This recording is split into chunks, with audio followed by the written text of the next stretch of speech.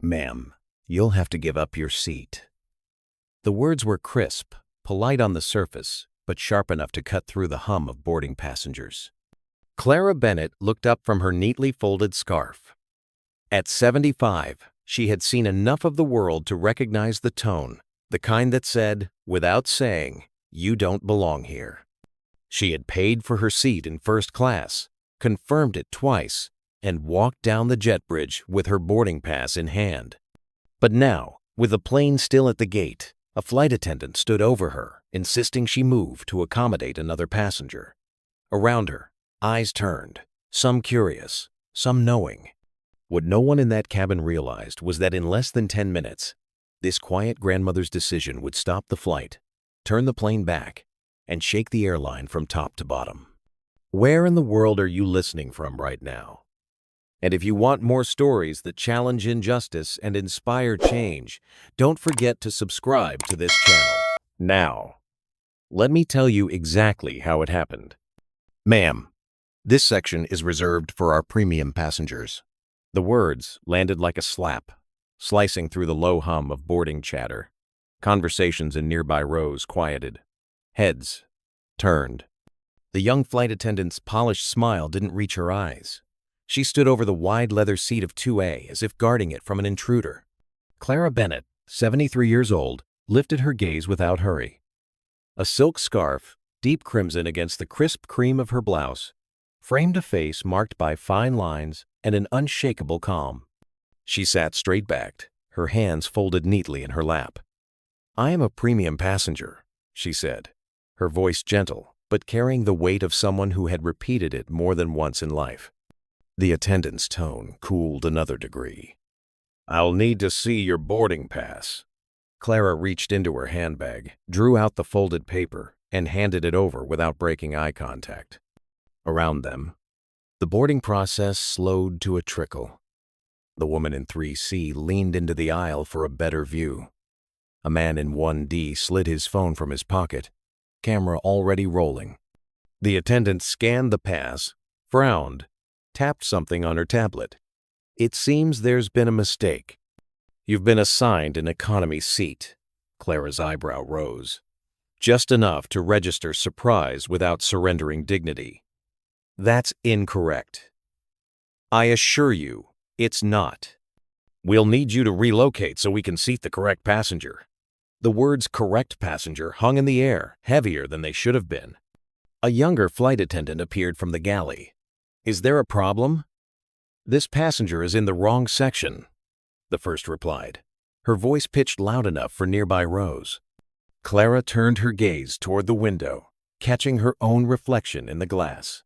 She'd faced sharper dismissals than this in her lifetime.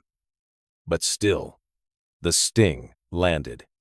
She returned her eyes to the attendant. "I selected and paid for this seat 3 weeks ago." A soft murmur rippled down the aisle. Somewhere behind, a phone shutter clicked. "Ma'am, our records show otherwise. I can help you to your assigned seat in the coach." The word "coach" was delivered like a verdict. Clara tilted her head, as if weighing the effort of explaining herself versus letting the moment pass.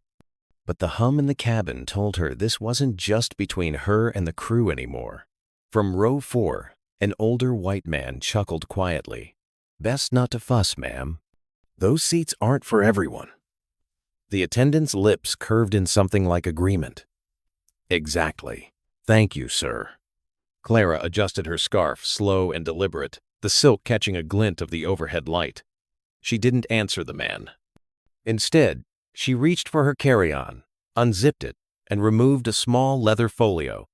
She opened it, sliding something between her fingers, a boarding pass, again, and an embossed card that caught the attention of the woman in 3C. The woman's brow furrowed, but she said nothing. The attendant didn't glance at the card, only the paper. "Yes. Well, anyone can print those at home. Let's move along." Phones were up now in nearly every row. A teenager in 2F mouthed, "This is crazy," to her mother. The air thickened with the shared discomfort of witnesses deciding whether to speak. Clara let the silence sit a moment longer, then asked, Is there a supervisor I can speak with? I'm handling it, the attendant replied briskly. Please gather your belongings. A faint vibration came from inside Clara's bag. She reached for her phone, glanced at the screen, and tapped to silence it. The glimpse was brief, but the woman in 3C caught the name on the display, one she recognized from a news headline last month.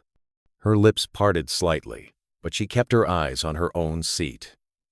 The attendant stepped back, arms crossed now, signaling she had all the time in the world. Clara rose slowly, each movement measured. She retrieved her bag from the overhead bin, ignoring the quickened tapping of screens capturing the moment. As she turned toward the aisle, the scarf shifted, revealing a small pin at her collar gold with an emblem most people wouldn't recognize, but the man in 1D did. His eyes narrowed, following her as she stepped into the narrow space between rows. A gate agent appeared at the cabin door. What's the holdup? Passenger in the wrong seat, the attendant said, her tone practiced. The agent's eyes went to Clara, then to the phone in her hand. Ma'am, if you'll step into the jet bridge, we can sort this out. From behind, a woman's voice called. She showed her boarding pass. Why aren't you checking it? But the words were swallowed by the shuffle of movement as Clara walked toward the door. The air outside the cabin felt cooler, quieter. The gate agent gestured to a row of chairs by the window. Just wait here. We'll call you if needed. Through the glass, Clara could see her seat still empty and the attendants moving briskly as if erasing her presence. Her phone buzzed again. This time she answered, her tone low but certain. Yes, it's happening now. 9 minutes, you said? Then we'll do it in 7. She ended the call, her gaze steady on the plane. Back inside the cabin, the man in 1D muttered to himself. They have no idea who they just moved. And as the boarding door closed, no one yet knew that the flight they were settling in for would never leave the gate. At least, not yet. From her seat in the jet bridge waiting area, Clara could see the shifting currents inside the aircraft. Passengers leaned toward each other in hushed tones, their glances darting between the now empty 2A and the flight attendants moving with brisk, almost forced efficiency. It wasn't loud, but you could feel the vibration of unease, like a stage where the actors had forgotten their lines and the audience knew something was off. Back inside, the woman in 3C, a school principal named Lorraine, though no one asked, opened her phone and started typing. Not a full post yet. Just notes. Older black woman. Silk scarf. Told to move from first class. Showed ticket. Still removed. She saved it, hesitating, before hitting send. The teenager in 2F whispered to her mother. Why'd they do that? She had the seat. Her mother shushed her, but the girl kept glancing toward the front, chewing on the inside of her cheek. Near the galley, the lead attendant spoke into her radio, her voice lowered but not low enough. She's on the jet bridge now. No, I don't know if she's going quietly. The gate agent's with her.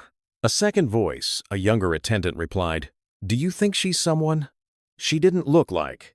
The first one cut her off. We'll handle it. Just keep the cabin calm. Lorraine shifted in her seat. Something about the older woman's stillness, even as she was escorted out, didn't fit the usual picture of a passenger being reseated. People protested, argued, and gestured wildly.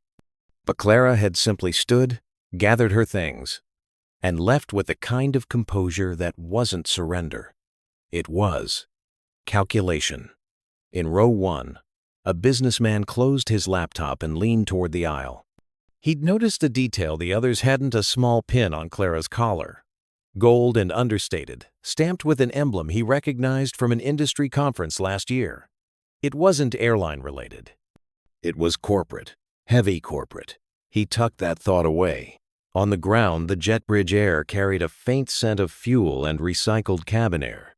Clara sat, scrolling her phone slowly, the way you do when you're waiting for a call you know is coming. She adjusted her scarf again, fingers brushing over the pin as if to make sure it was still there. Through the narrow window beside her, she could see the captain step out of the cockpit, speaking with the lead attendant. His expression was tight, his posture defensive.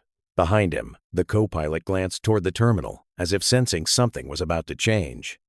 Passengers inside felt it too.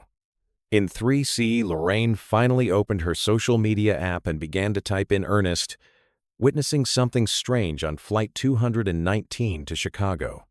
Elderly black woman in first class removed without explanation, even after showing the ticket. The whole cabin was uneasy. Feels wrong.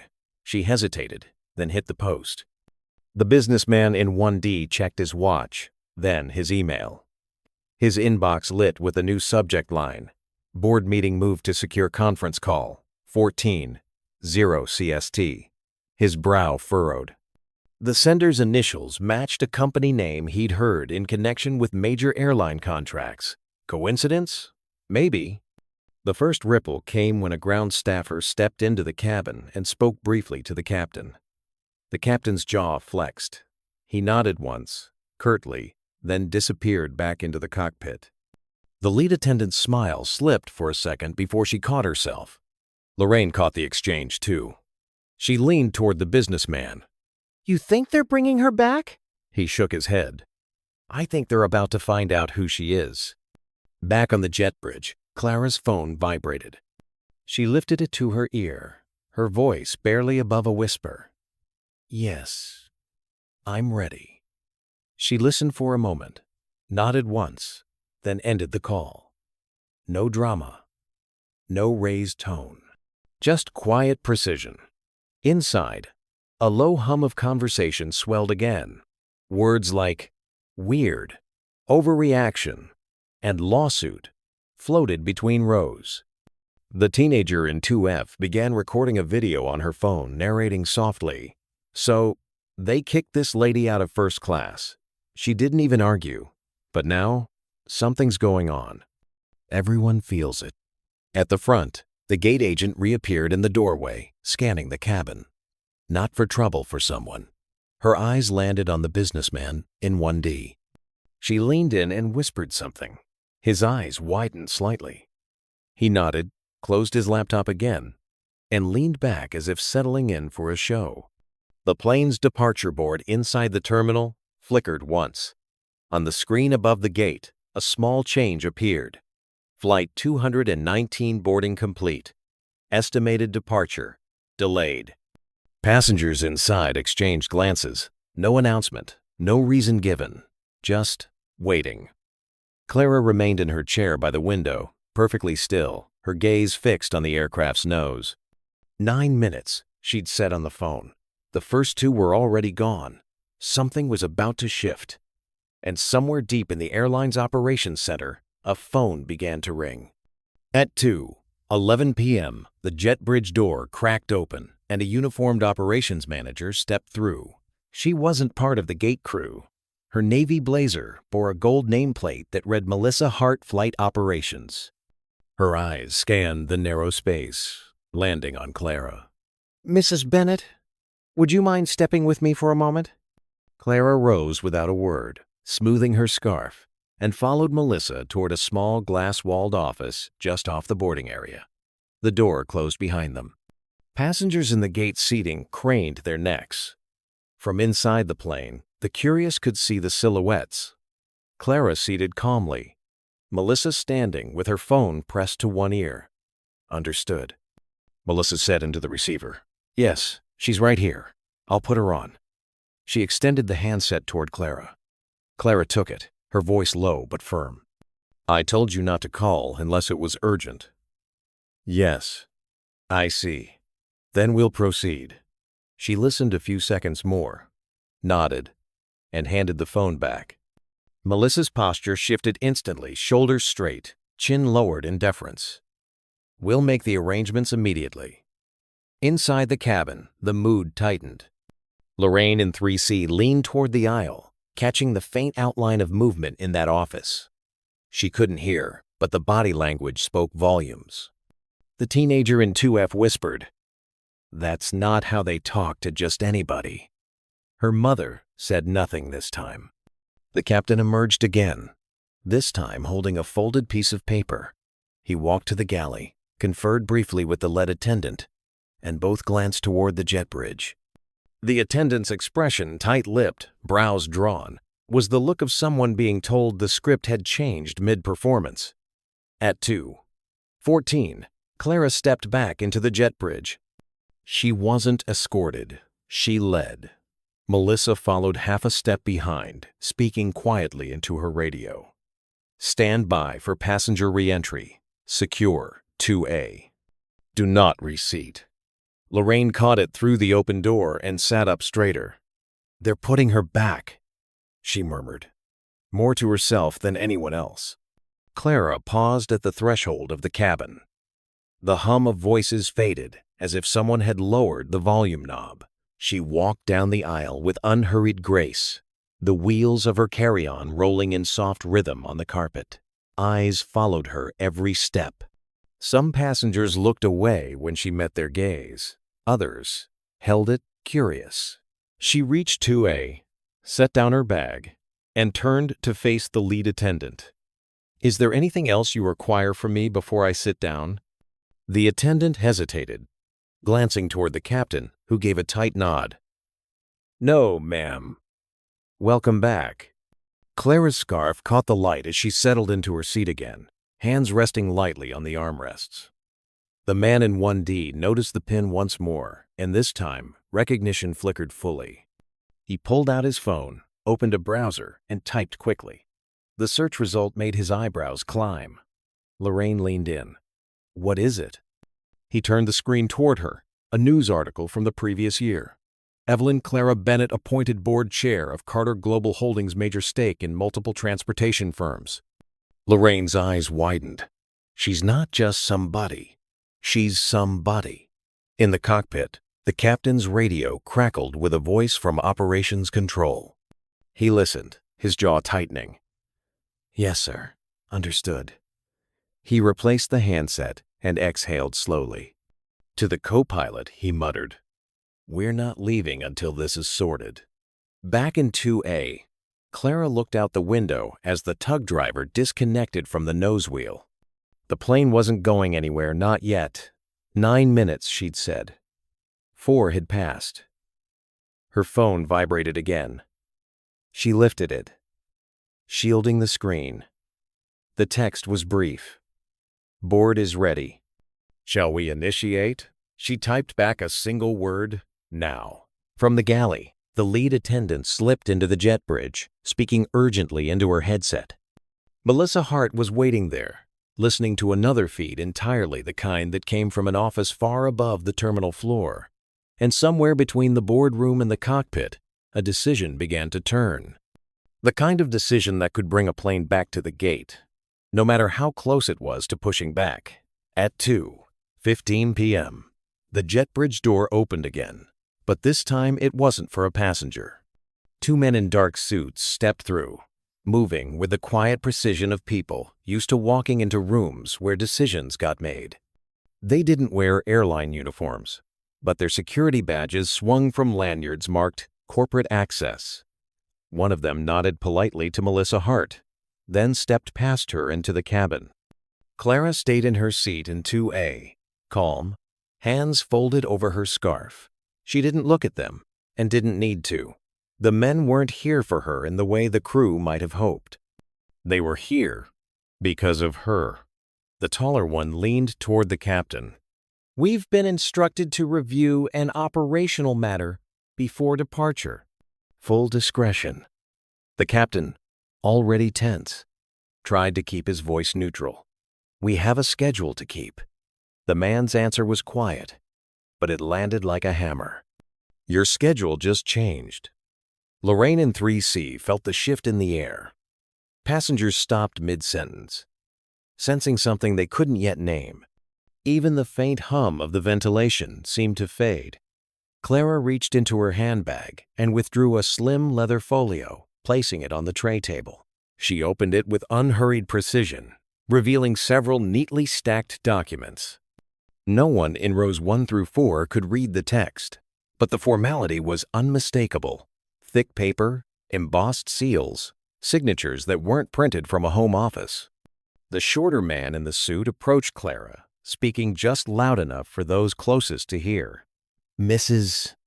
Bennett, we've confirmed your instructions are being relayed to Operations Control." "Good," Clara replied, her tone even. "They should also notify legal and investor relations." "I expect this to be addressed on all fronts." The lead attendant stood frozen at the galley curtain, clutching her tablet.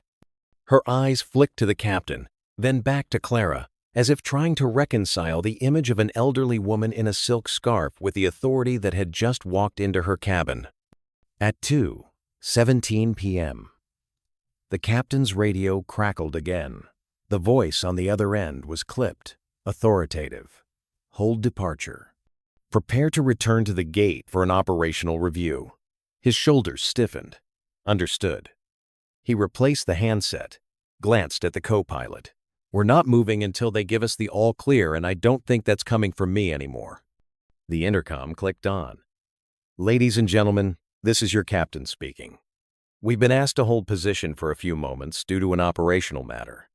We appreciate your patience." His voice carried the careful neutrality of someone who wanted to say more, but knew better. Inside the terminal, the departure board flickered. "New status. Gate return. Await further instructions." Passengers began to murmur. A man in 4A pulled out his phone to check flight alerts. A woman in 2F whispered to her mother, "She's doing this. I know she is." Her mother didn't disagree. Clara remained motionless, her gaze fixed on a point far beyond the cabin walls. When her phone buzzed, she read the message, without visible reaction. "Media monitoring active. First wave of coverage in under 5 minutes." In the galley, Melissa Hart received her own update through her earpiece. She turned toward the lead attendant, her voice low but precise. "From this moment, you do not speak to passenger 2A without clearance. Understood?" The attendant nodded quickly, retreating behind the curtain. By 2:19 p.m., the aircraft had begun a slow roll back toward the gate. No announcement explained why. The businessman in 1D leaned forward toward Lorraine. "This isn't just about a seat anymore. This is about control." Lorraine studied Clara's profile, the calm tilt of her head, the deliberate stillness. "No," she murmured, almost to herself. "It's about systems." And she's about to flip one on its head. As the plane eased back to the gate, the suited men stepped into the aisle, speaking briefly with ground crew waiting outside. Every movement was coordinated, unhurried, and absolute in purpose. Clara closed her folio, slid it back into her bag, and rested her hands again on the armrests. The corner of her mouth lifted not a smile exactly, but the faint acknowledgement of a move completed. 9 minutes. Right on schedule. The jet bridge reconnected with a soft jolt, the metallic hiss of the seal audible even from the cabin. Outside the windows, ground crew in reflective vests slowed their steps, glancing up toward the aircraft door as if they already knew something unusual was unfolding. Inside, the ripple effect began. A gate agent stepped into the cabin with a tablet, whispered to the captain, and then moved quickly back out. The captain didn't sit. He stayed at the front, eyes scanning the rows like a man who'd just been handed a new set of instructions, ones that didn't come from him. In 3C, Lorraine felt her phone buzz. A text from her colleague in Atlanta. "Flight 262 News?" Someone posted a video of an older black woman being removed from first class. Lorraine glanced at Clara in 2A, then back at the message. The videos had already escaped the walls of this plane. The businessman in 1D was reading his own alert, a headline from a business wire service. Unconfirmed.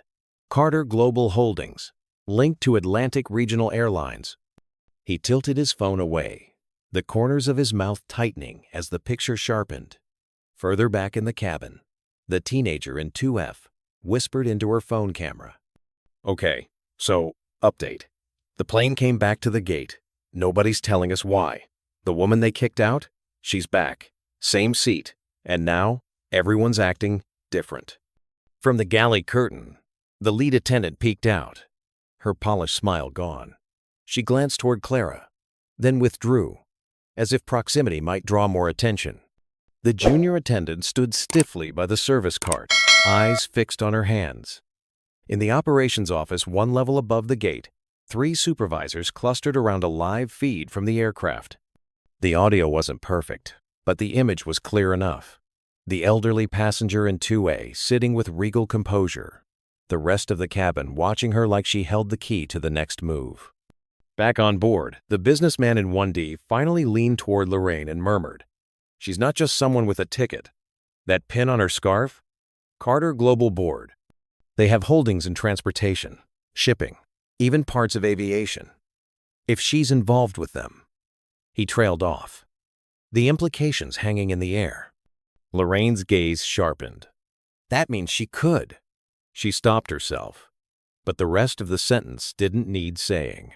A flight attendant walked briskly down the aisle, not looking left or right, and ducked into the jet bridge. Moments later, Melissa Hart reappeared, speaking into her earpiece. "Yes, she's settled." "No, not yet. We're waiting for the signal."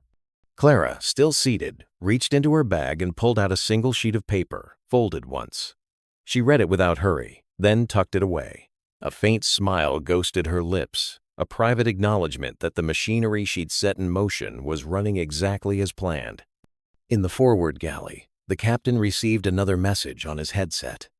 "Understood," he said, but his voice had lost the certainty it carried earlier. He glanced at Clara, then at the 2 men in suits, now standing in the aisle just behind her seat. The teenager's phone caught a snippet of their conversation.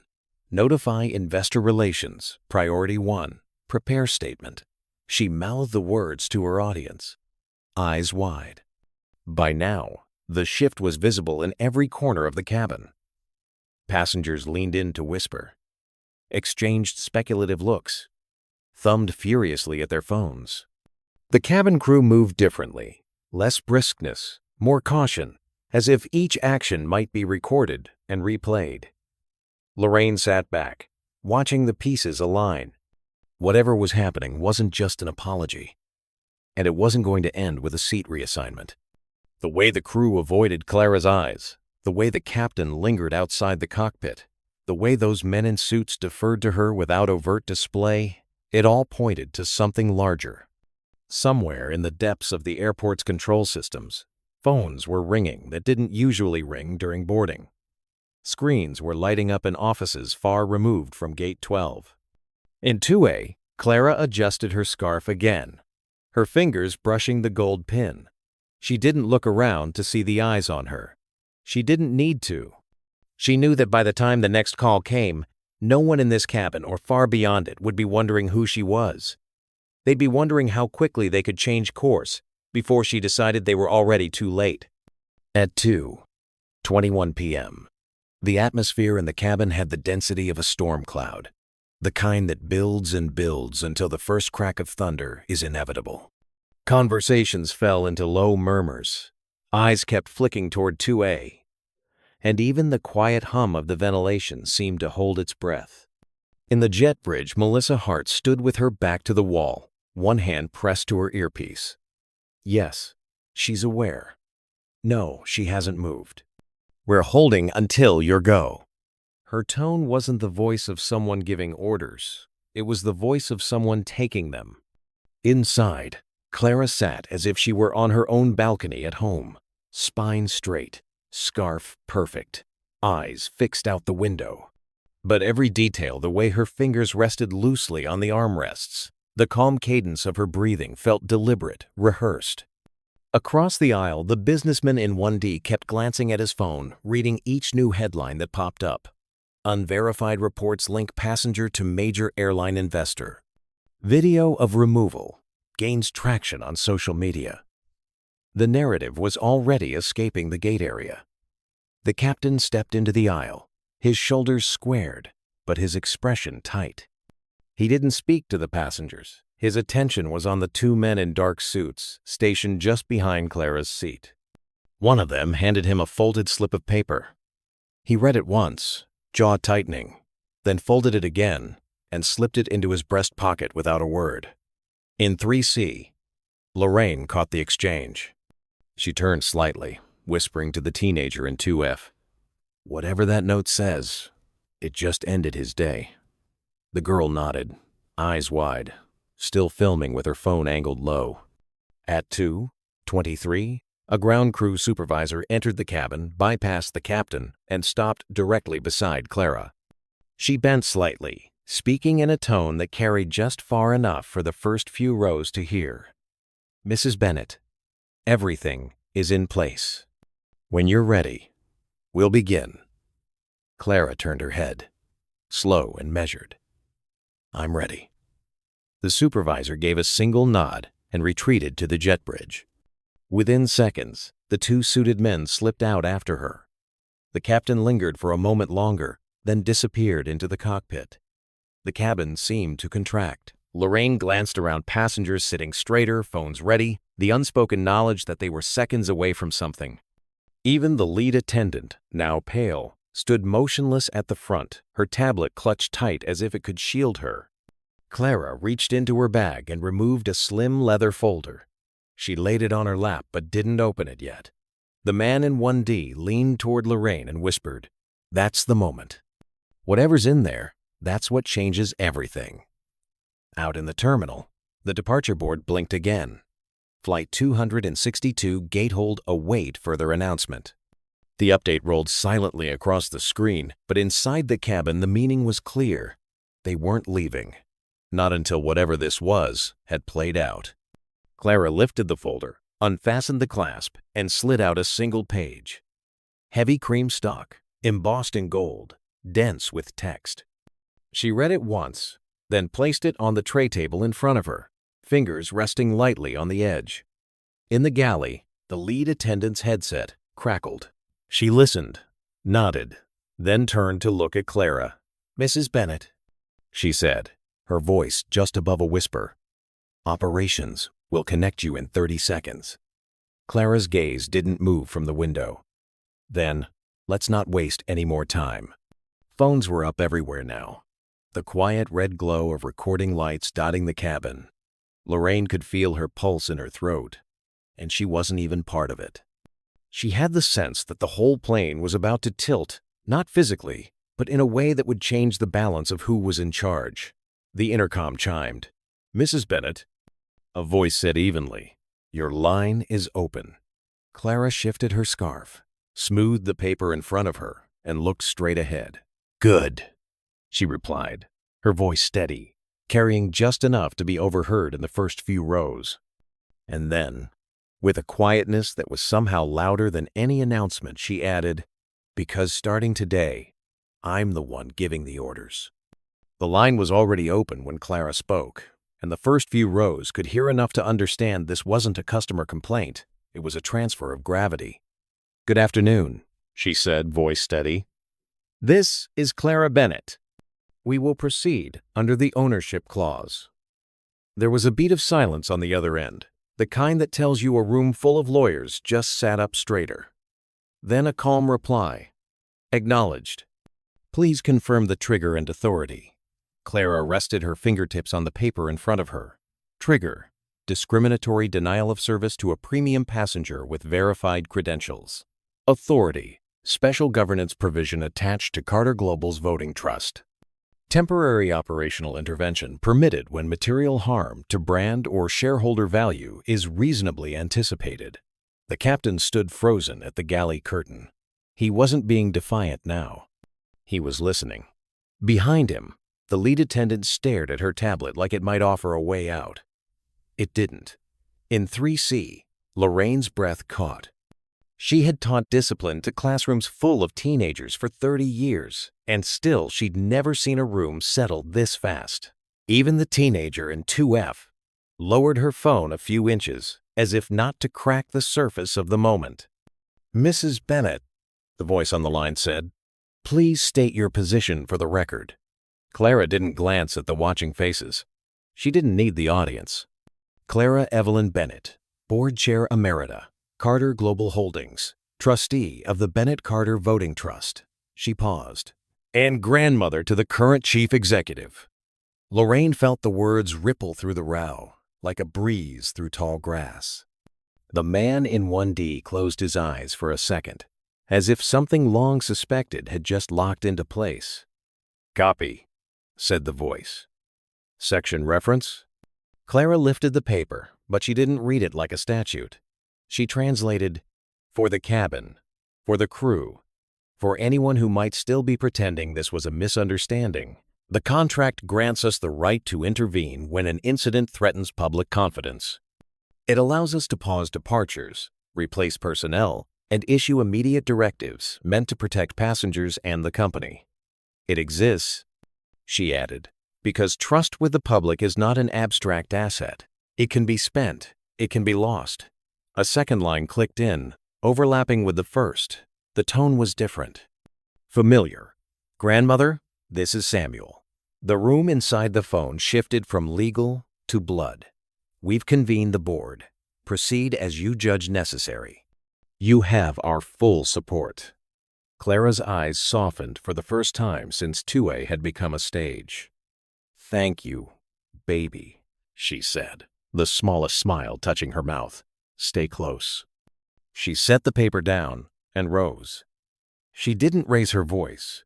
She simply stood in a way that made standing the loudest thing in the room. "Captain," she said, "will speak in the jet bridge. Please bring your lead attendant." He hesitated, then nodded and followed. The lead attendant moved behind him, shoulders tight, tablet pressed to her chest like a shield. The cabin watched them go. No one clapped. No one cheered. It wasn't that kind of scene. It was quieter and far more permanent.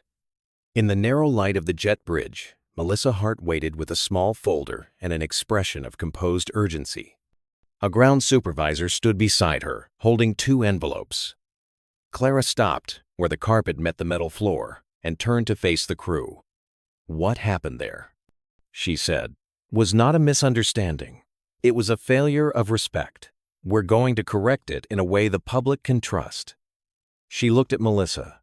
"Document the meeting." Melissa tapped a record on a small device and kept her eyes level. Clara addressed the captain first. "You were told I was in the wrong seat. You did not verify. You used your rank to force removal." She let the words settle. Rank is a tool. When it is used to enforce bias, it becomes a weapon. She shifted her gaze to the lead attendant. "You assumed I did not belong. You dismissed the documents I presented. You involved security before you involved your judgment." The attendant swallowed. "Ma'am," Clara lifted a hand, gentle but firm. "I'm not here to humiliate you. I'm here to remove you from a situation you are not currently fit to handle." She nodded to the supervisor. "As of this flight, both of you are relieved of duty pending review. You will turn over your badges and devices. You will leave without commentary." The supervisor extended the envelopes. The captain accepted without looking at it. The attendant's fingers trembled around hers. Inside the cabin, a hush was held. Passengers heard only scraps as the jet bridge door opened and closed, but the message didn't require words.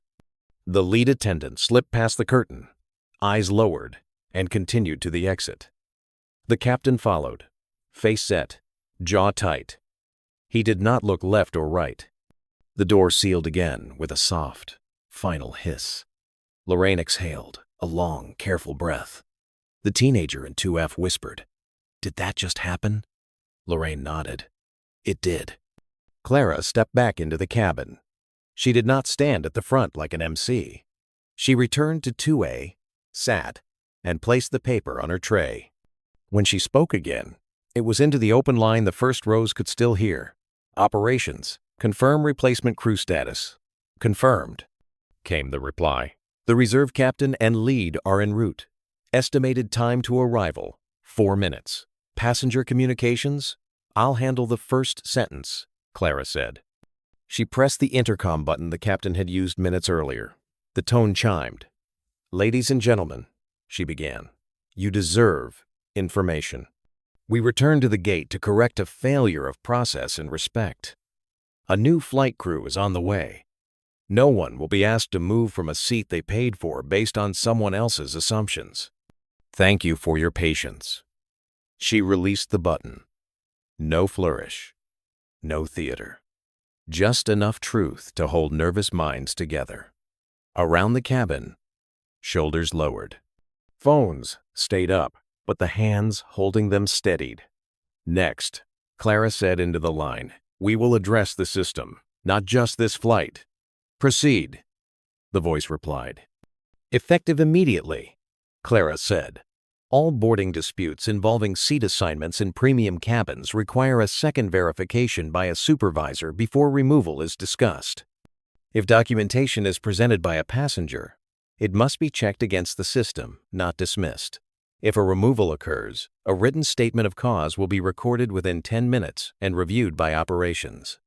Bias indicators will be flagged for training. Melissa, still at the jet bridge threshold, repeated each point for the record, efficient and precise. Clara continued, "We will implement a plain language promise that every passenger will be treated with equal dignity at every seat. We will post it at every gate and train crew on how to live it. And we will mean it." The man in 1D leaned toward the aisle and spoke softly, partly to Lorraine, partly to himself. "She's rewriting policy in real time." Lorraine's eyes stayed on Clara. "She's doing something better," she said. "She's writing it in a way people can remember." 2 new crew members appeared at the door, a reserve captain with silver at his temples and a lead attendant whose face showed both nerves and respect. They paused, waiting for permission to cross a threshold that felt different now. Melissa nodded them forward. Clara stood as they reached the galley. "Captain," she said, "thank you for coming. This flight will depart when 3 conditions are met. 1. Every passenger removed from a purchased seat in the last hour is restored to that seat. 2. An apology is offered to the cabin for the delay and the cause. 3. The promise I just described is read aloud." The new captain inclined his head. "We'll make it right." His voice had the steady timbre of someone who knew repair begins with a sentence you can stand behind. Clara sat again. Her phone buzzed. A new message. "Board votes unanimous. Media statement ready when you are. Do you want investor relations live?" She typed a reply without hurry. "Not yet. We will show. Then tell." The teenager in 2F had stopped filming. She was watching now with a kind of quiet awe that people remember years later. "I thought grown-ups always talked in circles," she whispered. "She doesn't." Lorraine smiled, small and private. "She doesn't have to." Clara glanced out the window. The afternoon sun had shifted, laying a warm bar of light across the wing. She spoke once more into the line. "One more note for records. Today is not about a headline. It's about a door. It will close behind us if we do nothing, or it will open for everyone if we do this right. Copy," the voice said. "Standing by for your first formal order." Clara lifted the paper, then set it down, as if setting a stone at the base of a building. She didn't look at the cameras. She looked at the people. "Then here is the order," she said, voice clear. "Return dignity to its seat. Replace the rest." She reached for the intercom once more, ready to hand the microphone to the new captain. The cabin leaned forward collectively, drawn to the simplest of rituals. A voice, a promise, a beginning again. Outside, the tug was waiting. Inside, the balance had already shifted. And as the new crew took their places, the system braced for the one thing it rarely expects in the heat of crisis: a reset that sticks. The reserve captain's voice filled the cabin with the kind of steadiness passengers cling to when turbulence looms. "Good afternoon, folks. I want to start by apologizing for the delay, and more importantly, for the events that caused it. Every passenger on this flight deserves to be treated with dignity, no matter the seat they purchased or the way they look walking down the aisle. That's our commitment today, and from here on." Clara listened without moving. hands folded in her lap. She didn't need to correct a word. The captain was delivering exactly what she'd set in motion. The new lead attendant, a tall black woman with a calm authority of her own, stepped forward to address the cabin. On behalf of the crew, I want to acknowledge the harm caused earlier. We will ensure all passengers return to their assigned seats. If there's anything you need, you come to me directly. Around the cabin, shoulders loosened. Lorraine in 3C felt something unclench inside her chest, a quiet validation that the humiliation she'd witnessed wasn't going to be brushed under the carpet. The teenager in 2F looked between the two new crew members and whispered to her mother, "It feels different now." Out on the jet bridge, Melissa Hart was no longer just an observer. She was relaying Clara's orders directly to operations control, her voice clipped and efficient. Policy revision, effective immediately. Premium seat disputes require dual verification. Update crew training protocols. Post plain language dignity statement at all gates by 600 tomorrow. Confirm compliance tracking begins within 48 hours. Inside the cabin, Clara's phone buzzed with confirmation pings, first from legal, then from investor relations. Screenshots of signed directives scrolled past. A suspension of the captain and former lead attendant, pending review, the launch of a new bias incident reporting portal, and an internal memo from the airline CEO stating, "Mrs. Bennett's recommendations are to be implemented without delay." The businessman in 1D leaned toward Lorraine. "She's not just winning this moment. She's rewiring the operating system while we sit here." Lorraine nodded slowly, and doing it without raising her voice. Two gate agents arrived with printed notices, handing them to each passenger in first class. The paper was simple, but the words were deliberate. Every customer is entitled to respect, safety, and equal treatment. If you experience otherwise, report it immediately. We will respond. At the bottom, the airline's logo sat beside the seal of Carter Global Holdings. In the forward galley, the new lead attendant took a small device from Melissa. "Operations is live on audio for Mrs. Bennett," she said, bringing it to Clara's seat. Clara took it, pressed the button. "This is Bennett. Status?" A voice came back instantly. "Boardroom and media statement ready. Social team standing by with public apology copy. Bias reporting portal will be live within the hour. New crew protocols uploaded to the training system." "Good," Clara replied. "Move the CEO's statement up.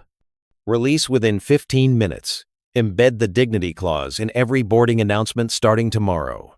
And make sure every crew member sees the footage from this flight during their next training cycle." "Confirmed," the voice said. From the cockpit, the reserve captain called back to Clara. "We're cleared to push once you give the go." Clara took a slow breath, then stood, facing the first few rows. Her voice was even, but it carried a kind of finality that made every phone in range rise to record. "To those of you who witnessed what happened here, thank you for your patience. I hope you see that delays can sometimes serve a larger purpose. We've not just corrected a wrong, we've built the start of something better." A murmur of assent rippled through the cabin, quiet but solid. Clara sat again, buckled her belt, and gave the captain a nod. "Push back." Outside, the tug engaged, rolling the aircraft away from the gate for the second time that afternoon, but now under entirely different terms. As the plane eased onto the taxiway, Clara's phone lit once more. Media response live. Public sentiment is trending positive. First passenger reports via new portal submitted.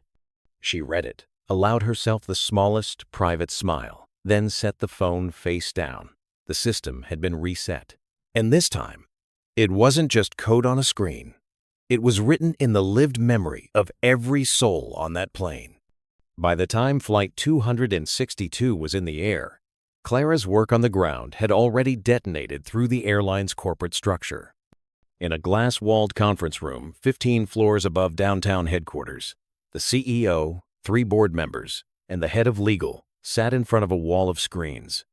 One feed showed the cabin of Flight 262, where Clara sat reading in 2A as if she were on any ordinary trip.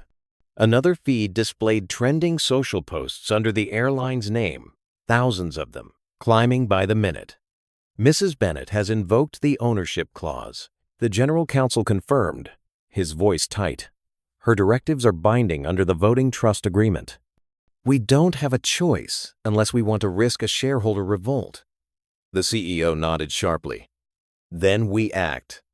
Now. She turned to the head of operations. Convene an emergency reform session. Bring in training, HR, communications, and customer experience, no later than 20 minutes from now. Within the hour, a long table in a windowless operations center was surrounded by department heads, union representatives, and 2 outside diversity consultants who had been pulled from other projects without explanation. Clara's voice came in over the speakerphone, calm but unmistakable. Thank you for joining on short notice. This is a governance-triggered reform session. Everything discussed here will be recorded, time-stamped, and shared with stakeholders. She didn't waste time on pleasantries. First agenda item, systemic bias training. Every customer-facing employee will complete 8 hours of certified instruction within 30 days. Training modules will include scenario-based assessments, not just slide decks. Any failure to pass will result in immediate retraining before resuming duties. The head of training scribbled notes, already drafting an implementation chart in her head. Second, incident verification protocol. Any dispute over seating or class of service will require 2 points of system verification before removal is even discussed. Passengers producing documentation will have that documentation scanned and confirmed, no exceptions. The union rep shifted in his seat. That's going to slow boarding. Clara's voice didn't harden. It cooled. Not as much as a trending discrimination scandal slows revenue. You know the numbers. Silence answered her. Third, she continued, anonymous reporting. The portal goes live within the next 3 hours. Reports will go to a third-party vendor with authority to escalate directly to the board. No internal bottlenecks. On one of the screens, the portal's prototype flashed to life. Clean, simple, impossible to mistake for a form that would vanish into a void. Fourth, public accountability. A plain language dignity clause will be printed on every boarding pass, displayed at every gate, and read as part of the boarding announcement. Starting tomorrow. The head of communications raised a hand. We'll need to approve the final language. You'll have my draft within the hour, Clara said, and you'll use it. The room absorbed the weight of that.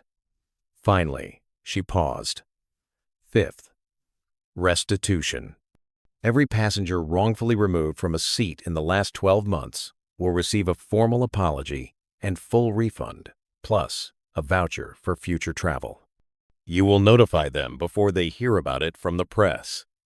Legal began making notes, eyes darting between the compliance officer and the CEO. The CEO exhaled slowly. Mrs. Bennett, do you have a timeline?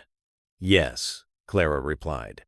72 hours for all initial changes to go live. Full completion of training and policy integration within 30 days. And you will brief the press daily until that 30-day mark. No one argued. The directives were too specific, the authority too solid. As the meeting ended, the CEO looked at her comms chief. Draft the statement. Make it human. This is not just damage control, it's the first day of a rebuild. In 2A, thousands of feet above the ground, Clara closed her eyes for the first time all afternoon. She didn't need to watch the machinery turn. She'd already given it its orders. Down in the operations center, the reform clock started ticking. And for the first time in years, the airline was running ahead of schedule, not for departure, but for change. 72 hours after Clara Bennett's directives hit the airline's bloodstream, the changes were already visible far beyond a single flight. News anchors on 3 major networks opened with the same headline. Airline implements sweeping anti-bias reforms in record time. The segment footage rolled from the cabin of Flight 262 the moment Clara returned to 2A to a press conference at airline headquarters where The CEO stood behind a podium flanked by the new dignity clause in bold, unmissable letters. Social media had turned the incident into a case study. On TikTok, the teenager from 2F posted her full video. Clara's calm walk back to her seat, the hush that fell, the new crew taking over. Within a day, the clip had passed 14 million views. In the comments, other passengers from different airlines began sharing their own stories, tagging the new reporting portal as a model for accountability. Industry competitors were paying attention. A memo leaked from a rival carrier showed their executive team debating whether to adopt the Bennett protocol before public pressure forced their hand. 2 days later, they announced their own anonymous reporting system and bias verification policy. Greyhound and Amtrak issued similar statements within the week. Clara watched it all from her Chicago apartment, the city skyline bright in the winter dusk. Her phone buzzed with a call from Samuel, her grandson and Carter Global's CEO. Grandmother, the ripple is real. 6 airlines, 3 rail companies, 2 hotel chains, all announcing new dignity policies. And the Department of Transportation wants to meet industry-wide standards. Clara allowed herself a small, measured breath. That's how change holds. Not with an apology, but with replication. The media wanted her on every platform, but she chose her appearances carefully. On a Sunday morning talk show, she sat across from the host who asked, "Mrs. Bennett, did you expect one incident to spark all this?" Clara smiled faintly. "No, but I've lived long enough to know that when people see a wrong correction in real time, they start imagining what else could be fixed." In Atlanta, a civil rights organization announced it would use Clara's policy framework to audit transportation companies nationwide. In Los Angeles, a city council member introduced a bill requiring all transit providers to maintain public-facing bias reporting portals. In London, a major international carrier quietly reached out to Carter Global for confidential consultation. The airline itself was seeing unexpected benefits. Bookings were up 12% in just 4 days, driven by positive press and social media sentiment. The stock price, which had dipped during the incident, climbed to its highest point in 2 years. But the most telling change was quieter. In airports across the country, passengers began noticing something different at the gate. A small laminated card on the counter, printed in large, clear font. Every passenger has the right to dignity in travel. No exceptions. Staff were trained to point to it when disputes arose, and to mean it. Clara didn't need her name on it. The ripple effect was already moving under its own power, spreading in concentric circles she knew would keep going long after the cameras left. And she was fine with that. Because the point had never been to win one seat. It was to make sure the next person never had to fight for it at all. 2 years later, the atrium of the National Civil Rights Museum was filled with the low hum of anticipation. Sunlight streamed through tall windows, pooling in warm gold across the rows of chairs. Airline executives, union leaders, transportation officials, and community organizers had gathered for the annual Transportation Equality Summit. At the front row, a familiar crimson scarf stood out against the dark of a tailored dress. Clara Bennett, now 75, sat with the same straight-back poise she'd carried down the aisle of Flight 262. Samuel, her grandson, stepped to the podium. His voice carried without force, the kind that drew people in rather than pushed them back. "When my grandmother was told to leave her seat, she didn't shout, she didn't threaten. She simply refused to surrender her dignity, and then used that moment to change an industry." Behind him, a large screen lit up with a graph showing a 71% decline in reported passenger discrimination incidents across all major airlines. The drop wasn't because problems had vanished overnight, Samuel explained, but because systems were now in place to prevent them, and when they did occur, they were documented and addressed. From her seat, Clara scanned the room. She recognized faces: the CEO who had signed the Bennett Protocol into company policy, the union leader who'd turned that framework into binding crew contract language, the mayor who'd pushed it into public transit codes. Even Sarah Mitchell, the former lead attendant from Flight 262, was there. After her dismissal, Sarah had undergone intensive bias training and returned to the workforce as a diversity consultant, working to help other companies avoid the mistakes she had made. When Sarah stood to speak during the Q&A, her voice was steady. "Mrs. Bennett, I was the one who told you that seat wasn't yours. I've said it before, but I want to say it here, in front of everyone. I was wrong. Your response changed my life. You taught me accountability, and you taught me that change is possible on both sides of the equation." The applause was instant, warm, and long. Clara rose, stepping to the podium beside Samuel. "Sarah, your courage to own your mistakes and turn them into a tool for good is the real proof that this work matters." She turned to the audience. "The seat I fought for was never just mine. It belongs to everyone who walks down an aisle and sits where they've been told they belong, no more, no less." The final slide appeared on the screen. A photo of Angela Thompson, a young black woman who had written to Clara after experiencing similar discrimination. Angela had used the Bennett Protocol to win a landmark settlement against another airline, which funded bias training for over 40 employees. "This," Clara said, pointing to the image, "is the legacy, not my name, not a clause in a shareholder agreement, but the fact that people who've never met me are standing their ground, using the tools we built together." As the audience rose in a standing ovation, Clara felt no need to bask in the moment. She knew legacies didn't live in applause. They lived in systems, in habits, in the quiet assumption that dignity was no longer negotiable. Outside the museum, a fleet of buses, rideshares, and shuttles waited to take attendees back to airports and stations. Each bore the same small laminated sign by its door. "Every passenger has the right to dignity in travel. No exceptions." And for the first time in her long life, Clara allowed herself to believe that maybe, just maybe, this time, it would last. Thank you for listening all the way to the end of this story. Clara's journey reminds us that dignity is not something you wait for others to hand you. It's something you claim for yourself, even when the cost is high. One quiet decision, one steady refusal to be moved, can ripple far beyond a single moment.